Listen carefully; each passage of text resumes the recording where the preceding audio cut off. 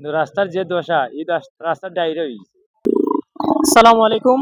আমরা বর্তমানে আছি হাদারপাড় উপরগ্রাম বাজার থেকে বিছনাকান্দি যাওয়ার মেইন সড়কে।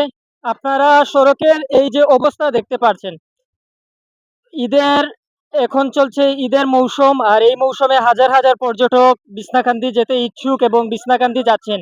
কিন্তু তারা রাস্তার এই ভয়ঙ্কর অবস্থা দেখে তারা খুবই দ্বিধাগ্রস্ত। তারা যাবে কি যাবে না, অনেকে এই চিন্তাও করতেছে। রাস্তার এই যে ভীষণ পরিস্থিতি, রাস্তার এই ভয়ঙ্কর অবস্থা, এলাকার জনপ্রতিনিধিরা এখানে প্রশ্নবিদ্ধ। এটা তো এমন কোনো জায়গা নয় যে এটা কোনো গ্রামের ভিতরের রাস্তা, এরকম কিছু নয়। এটা হাদারপাড় টু বিছনাকান্দি যাওয়ার মেইন রোডের কেন এত এই অবস্থা? এতদিন যাবৎ ধরে এখানে কেন উন্নয়নের কোনো ছোঁয়া লাগছে না, এই প্রশ্ন এখন জনতার। আমরা এখন কোনো পর্যটকের কাছ থেকে তাদের অনুভূতি শুনে নেব। সালাম আলাইকুম। বর্তমানে যে রাস্তাটা পাই, আমরা যতটুকু আইছি আমরা বুলাগঞ্জ থেকে আইছি, আমরা জাফলঙ্গের উদ্দেশ্যে, কিন্তু রাস্তার যে দশা এই রাস্তার ডাইরে হয়েছে, বুঝছেন? এমন ডাইরে হয়েছে উসমানিত ভর্তি করাই লাগবে ওরকম বাদ।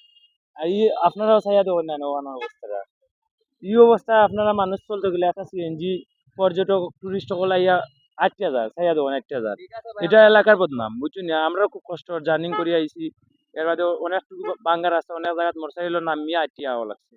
আশা করলাম রাস্তাটা ভালো হইব।